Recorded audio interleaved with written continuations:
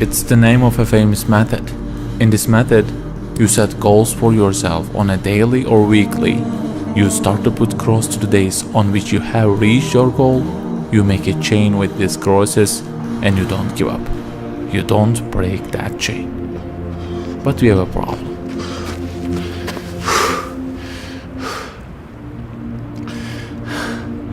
Personal development specialists say that we should have goals. They say like, don't sleep more than 6 hours, learn a language, finish a book every week, don't stop, always run, don't give up on your dream, don't break the chain. Okay, I don't object to them. I also have a table and put crosses on it every day and go after many goals, no problem. But you know what? They don't talk about the most important part of it.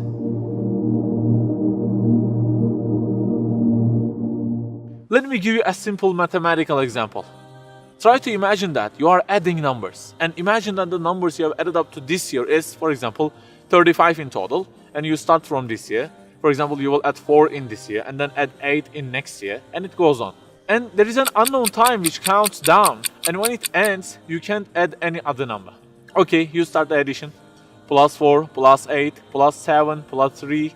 You add ambitiously, you keep adding and adding. Plus 6, plus 5, and okay, they say time is over. Then you realize that you have added the numbers into a giant parenthesis, and there is a zero multiplication at the end of it. It wipes out all the numbers you have added all those years, and the result becomes 0. Of course, you are disappointed. All your efforts have been wiped out by the 0. A regret arises inside of you. You say, I wish I had seen the whole picture at the beginning and realized that 0 and changed it with 1 before I started the addition. I think you got the point. Okay, guys, you may have goals for this year and afterwards. Learning a language, finishing a book every week, increasing your monthly income to $15,000, not sleeping more than 6 hours, etc. But for what? For what do we set goals exactly? Why don't we break the chain? If it is just for a more comfortable or a more respectable life, remember that all this will already be 0 with death. The death will wipe out all of them. The person who knows English will be equal with the one who doesn't know. The one who earns more will be equal with the one who earns less. The one who can reach his goals will be equal with the one who can't. So, if at the end of it, the death will 0 everything, so what is the meaning of adding more numbers with an ambition? It just increases the degree of the disappointment that you will feel.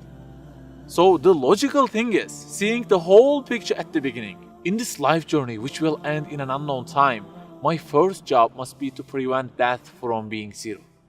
Well, can I really prevent death from being 0? I mean, since everything will leave my hands and will be lost, is there any other way that would transform them into something eternal?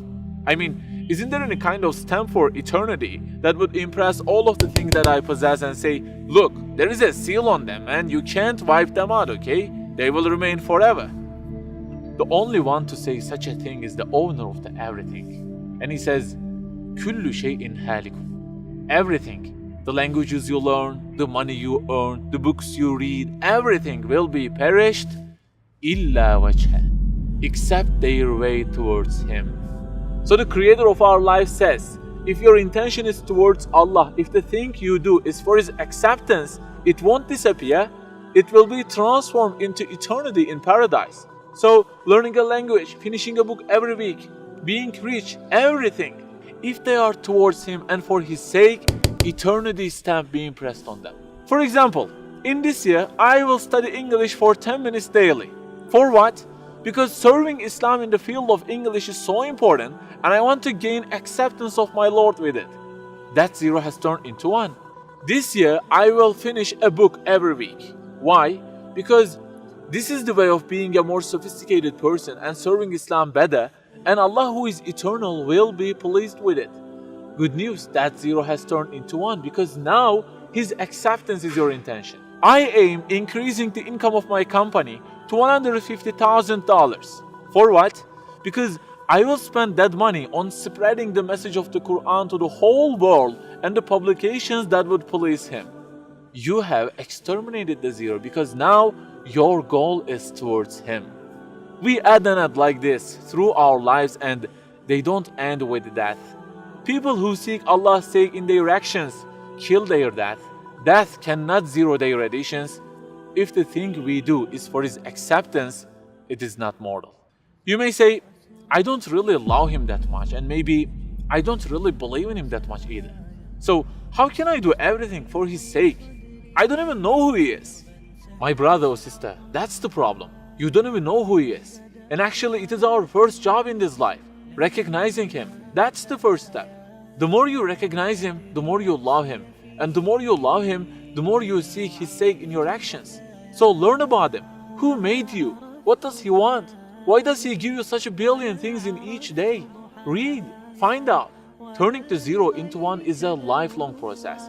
Start at the point that you are missing and try to fix it. Like the specialists say, don't break the chain, but keep the chain to gain his acceptance. Run, but run to be eternal. An unknown time counts down, and before starting to add the numbers, the first thing you have to do is to remove that zero. Otherwise, everything you added will be wiped out.